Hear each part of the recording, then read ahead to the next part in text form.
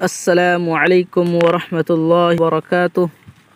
محترم سامعین، کئی دنوں سے ہم ریاض الصالحین کا پہلا باب الاخلاص و احضار النیت کے تحت کئی احادیث، تقریباً 12 احادیث کو ہم نے سماعت کیا۔ اب ریاض الصالحین کا دوسرا باب التوبہ شروع ہوتا ہے۔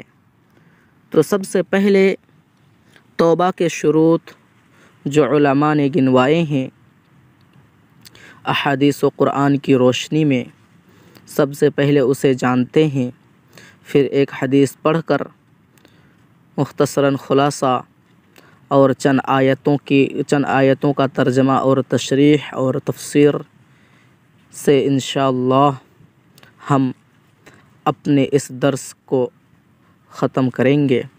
تو آئیے شروع کرتے ہیں۔ سب سے پہلے عربی عبارت پڑھتے ہیں۔ قال العلماء التوبة واجبة من كل ذنب فإن كانت المعصية بين العبد وبين الله تعالى لا تتعلق بحق آدمي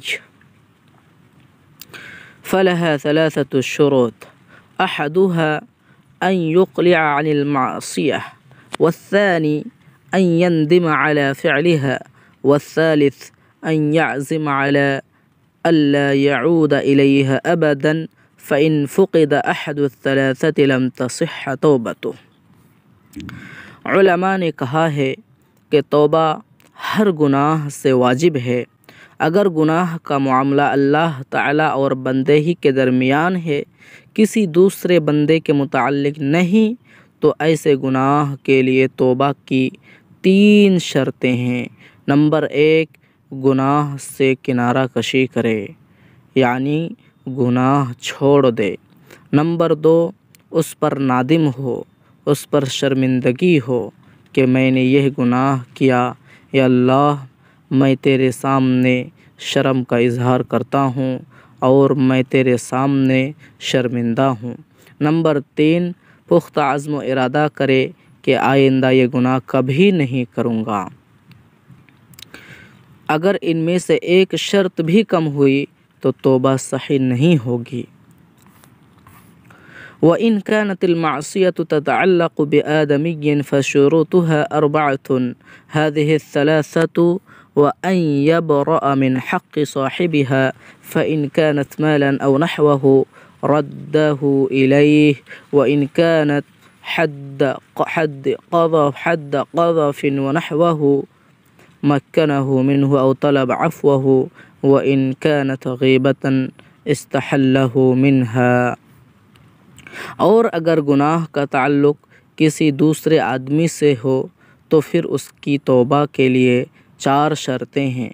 3 تو پہلی جو بیان کی گئی ہے، اور چوتھی یہ کہ صاحب حق کا حق ادا کرے۔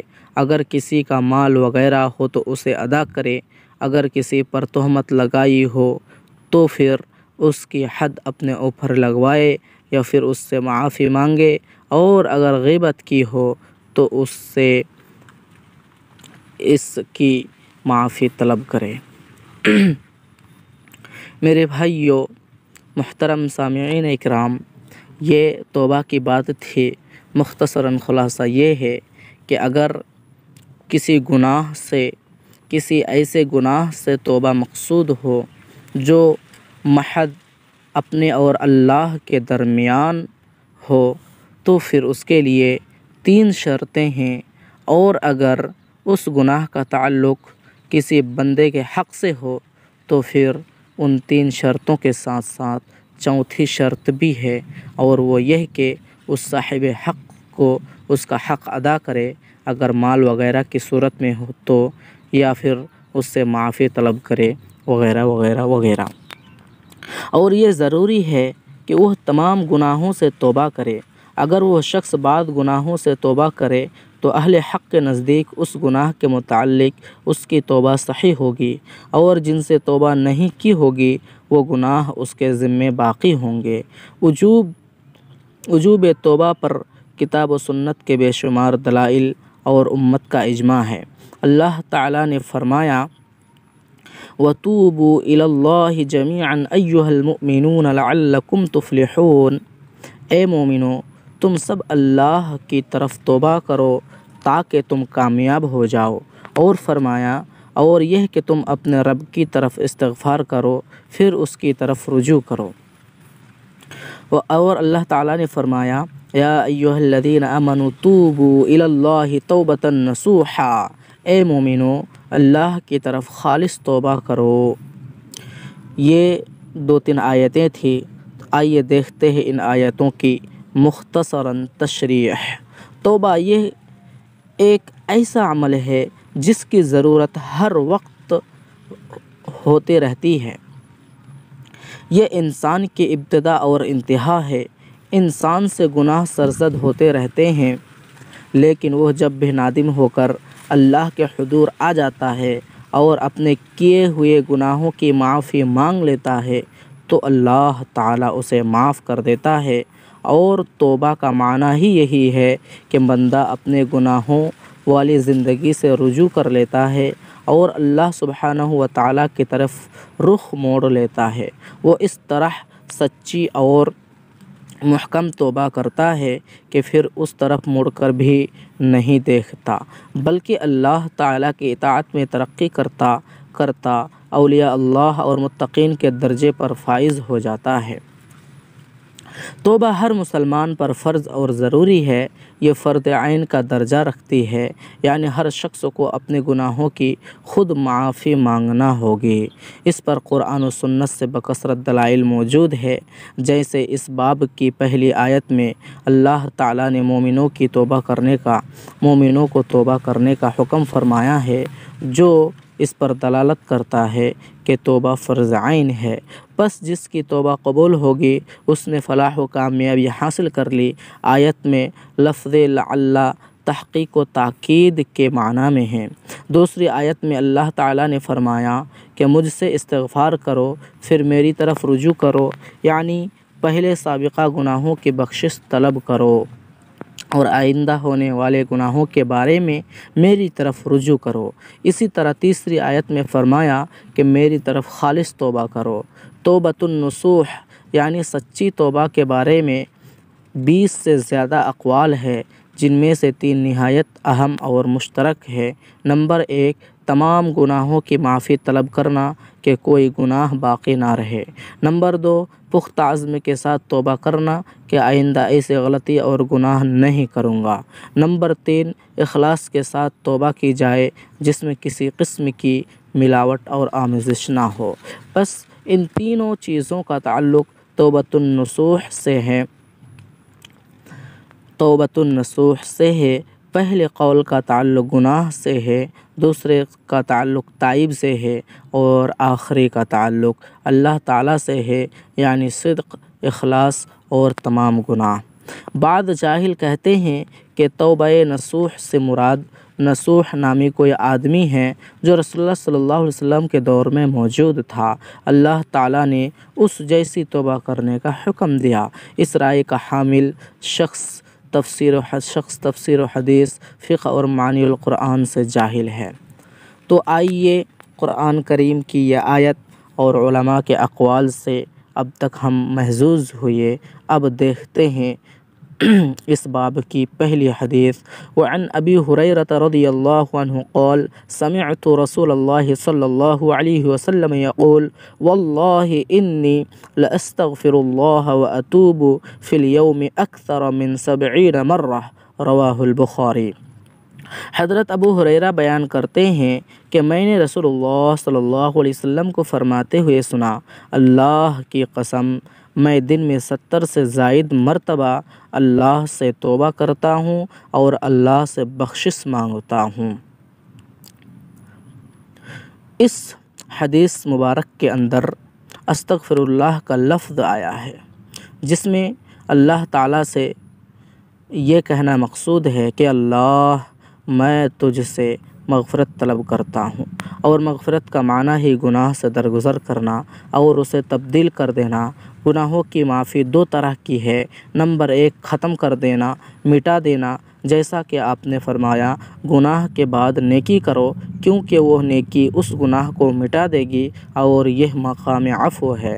نمبر 2 گناہوں کو نیکیوں میں تبدیل کر دینا، جیسا کہ اللہ تعالیٰ نے فرمایا فَأُولَئِكَ يُبَدِّلُ اللَّهُ سَيِّئَاتِهِمْ حَسَنَاتٍ وَكَانَ اللَّهُ غَفُورًا رَحِيمًا۔ ایسے لوگوں کی خطائیں اللہ تعالیٰ نیکیوں میں تبدیل کر دے گا، اور اللہ تعالیٰ بخشنے والا مہربان ہے، اور یہ مقام مغفرت ہے۔ جو شخص ان دونوں صورتوں پر غور کرے گا تو اسے بہت لطیف اور باریک سا فرق محسوس ہوگا کہ مغفرت میں عفو کی نسبت زیادہ مہربانی اور احسان ہے، جبکہ انجام کے لحاظ سے دونوں میں خیر اور بشارت ہے۔ دوسرا لفظ آیا اتوب الیہ، یعنی میں اس کی بارگاہ میں توبہ کرتا ہوں، یعنی پکی توبہ کرتا ہوں۔ یہاں یہ اشکال پیدا ہو سکتا ہے کہ نبی صلی اللہ علیہ وسلم تو معصوم ہے، ان کی توبہ و استغفار کا کیا معنی؟ اس میں کوئی اشکال نہیں۔ یہ انبیاء علیہم السلام کی سنت رہی ہے کہ وہ اللہ تعالیٰ کی بہت زیادہ عبادت کرتے ہیں، اس لیے کہ اللہ تعالیٰ نے انہیں جس مقام نبوت پر فائز کیا ہے اس کا تقاضا ہے کہ شکر کے طور پر اس کی بہت زیادہ عبادت کی جائے، لیکن وہ اتنی زیادہ عبادت کرنے کے باوجود یہ سمجھتے ہیں کہ حق عبادت ادا نہیں ہو سکا، اس لیے وہ اپنی تقصیر کا اور کمی کا اعتراف کرتے ہوئے اللہ تعالیٰ کے حضور توبہ کرتے ہیں۔ آدم علیہ السلام سے اس کا آغاز ہوتا ہے۔ اللہ تعالیٰ قرآن کریم میں ارشاد فرماتا ہے فَتَلَقَّى آدَمُ مِن رَبِّهِ كَلِمَاتٍ فَتَابَ عَلَيْهِ إِنَّهُ هُوَ التَّوَّابُ الرَّحِيمُ۔ ترجمہ: آدم علیہ السلام نے اپنے رب سے چند کلمات سیکھ لیے اور اللہ تعالیٰ نے ان کی توبہ قبول فرمائی، بے شک وہی توبہ قبول کرنے والا نہایت رحم کرنے والا ہے۔ جد انبیاء ابراہیم علیہ السلام نے بھی اس سلسلے کو جاری رکھا اور فرمایا ربنا وجعلنا مسلمین لک ومن ذریتنا امۃ مسلمۃ لک وارنا مناسکنا وتب علینا انک انت التواب الرحیم۔ اے ہمارے رب، ہمیں اپنا فرما بردار بنا لے اور ہماری اولاد میں سے بھی ایک جماعت کو اپنی اطاعت گزار رکھ، اور ہمیں اپنی عبادتیں سکھا اور ہماری توبہ قبول فرما، تو توبہ قبول فرمانے والا نہایت رحم کرنے والا ہے۔ حضرت موسیٰ علیہ السلام کے بارے میں ہے فلما افاق قال سبحانک تبت الیک وانا اول المؤمنین۔ پھر جب ہوش میں آئے تو عرض کیا بے شک آپ کی ذات منزہ و مبرہ ہے، پاک ہے، میں آپ کی جناب میں توبہ کرتا ہوں اور میں سب سے پہلے آپ پر ایمان لانے والا ہوں۔ خاتم الانبیاء حضرت محمد صلی اللہ علیہ وسلم اس قدر عبادت کرتے کہ آپ کے پاؤں میں ورم آ جاتا، سوجن آ جاتی۔ آپ سے کہا گیا اے اللہ کے رسول، آپ اس قدر کیوں عبادت کرتے ہیں؟ آپ کے تو سارے گناہ معاف ہے۔ آپ نے فرمایا کیا میں شکر گزار بندہ نہ بنوں؟ نیز آپ کی توبہ و استغفار آپ کی امت کے لیے تشریع اور ان کی تعلیم ہے، جیسا کہ حضرت اغر بن یسار مزنی رضی اللہ عنہ کی آنے والی حدیث میں اس کی وضاحت ہے۔ اس حدیث سے بہت سی باتیں سمجھ میں آتی ہے، ان میں سے چند ایک یہ کہ کسی چیز کے بارے میں تاکید پیدا کرنے کے لیے قسم اٹھانا جائز ہے، اگرچہ سامع کو اس بارے میں شک نہ بھی ہو۔ امت کو توبہ و استغفار کی ترغیب ہے کہ آپ کے اگلے پچھلے تمام گناہ معاف تھے، اس کے باوجود آپ صلی اللہ علیہ وسلم کثرت سے استغفار کرتے تھے۔ توبہ و استغفار کثرت سے کرنے کی تاکید، کیونکہ انسان سے گناہ تو سرزد ہوتے ہی رہتی ہیں، اس لیے توبہ کرنی چاہیے تاکہ عقیدہ آخرت بھی پختہ ہوتا رہے کہ اللہ کی طرف لوٹ کر جانا ہے۔ محترم سامعین، یہ حدیث تھی، اور حدیث میں چند انبیاء کرام علیہ السلام کے تعلق سے آیت قرآنیہ پڑھی گئی اور ترجمہ بھی کیا گیا، اور ان انبیاء کا بھی حوالہ دیا گیا کہ وہ انبیاء بھی اللہ سے بکثرت توبہ کرتے تھے اپنے رب کی شکر گزاری کے طور پر کہ اللہ نے انہیں نبی بنایا، اللہ نے انہیں نبوت سے سرفراز کیا۔ ٹھیک اسی طرح ہمارے نبی خاتم الانبیاء جناب محمد رسول اللہ صلی اللہ علیہ وسلم بھی خوب اللہ کی عبادت کیا کرتے تھے۔ اور اس حدیث شریف سے تو واضح ہو گیا کہ اللہ کے نبی ایک دن میں 70 سے زیادہ مرتبہ استغفر اللہ، اور بھی احادیث جو آگے آنے والی ہے اس میں پتہ چلے گا کہ کئی مرتبہ اللہ سے بخشش طلب کرتے تھے، استغفر اللہ کہتے تھے، اور کئی بار توبہ کرتے تھے۔ یہ باب ہی باب التوبہ ہے، اسی لیے توبہ کے تحت احادیث اس باب کے اندر جمع ہے۔ انشاءاللہ آئے دن روزانہ ایک کر کے ہم محظوظ کریں گے، اور انشاءاللہ العزیز عمل کی نیت سے سنیں گے۔ آخر میں اللہ رب العزت سے دعا ہے کہ الہ العالمین تو ہمیں گناہوں سے بچا، آمین۔ الہ العالمین تو ہمیں ہر گناہ پر توبہ کے شرائط پر اترتے ہوئے توبہ کرنے کی توفیق عطا فرما، آمین۔ الہ العالمین تو ہمیں تو ہمارے گناہ خطاؤں کو معاف فرما دے۔